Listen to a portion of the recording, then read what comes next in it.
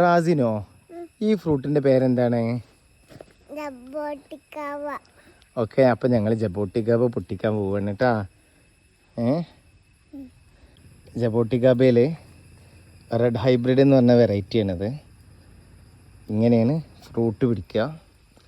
അത്യാവശ്യം നല്ല രീതിയിൽ ഫ്രൂട്ട് പിടിക്കുന്ന, അത് ഇന്ന സീസണൊന്നുമില്ല, എല്ലാ സീസണിലും നന്നായിട്ട് ഫ്രൂട്ട് പിടിക്കുന്ന ഒരു വെറൈറ്റിയാണ്. മുഴുവൻ പഴുക്കാൻ വേണ്ടി നിർത്തിയതാണ്, പക്ഷെ ചിലതൊക്കെ കേടുന്ന് പോയിട്ടുണ്ട്, ഫുള്ളി പഴുക്കാതെ പോയിട്ടുണ്ട്.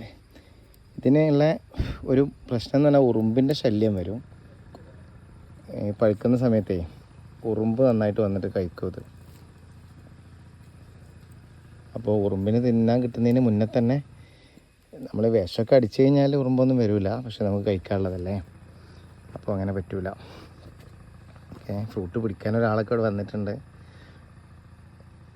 റാസിനോ ഇനി ഫ്രൂട്ട് ഇഷ്ടമാണോ? ടേസ്റ്റ് ഉണ്ടോ? കുട്ടികൾക്കൊക്കെ നല്ല ഇഷ്ടപ്പെടുന്ന ഫ്രൂട്ടാണ്. ഇങ്ങനെ നന്നായിട്ട് പഴുത്ത് കിട്ടണം കേട്ടോ. നന്നായിട്ട് പഴുത്ത് കിട്ടിയാൽ നല്ല ടേസ്റ്റുള്ള ഫ്രൂട്ടാണ് ജബോട്ടിക്കാബ.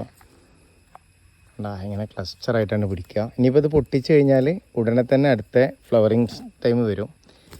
ഫ്ലവർ ആയാൽ തന്നെ പെട്ടെന്ന് ഫ്രൂട്ടാവും, അധിക സമയമൊന്നും വേണ്ട ഫ്രൂട്ട് പഴുക്കാൻ.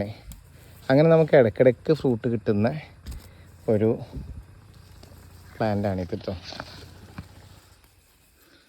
കഴിച്ചാൽ എല്ലാവർക്കും ഇഷ്ടപ്പെടുന്ന വെറൈറ്റിയാണ് റെഡ് ഹൈബ്രിഡ് എന്ന് പറഞ്ഞത്.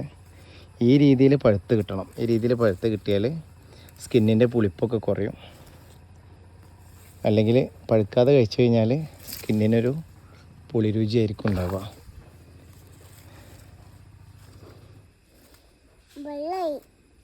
വെള്ളായോ?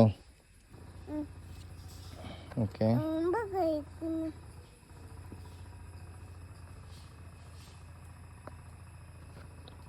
അപ്പോൾ ഓൾമോസ്റ്റ് മരം കാലിയായി. ഇനി ഞാനും റാസിനും കൂടെ ഈ ഫ്രൂട്ടൊക്കെ ഇരുന്ന് തിന്നൂലേ? റാസിനും വേണോ? എന്നാ കഴിച്ചോ.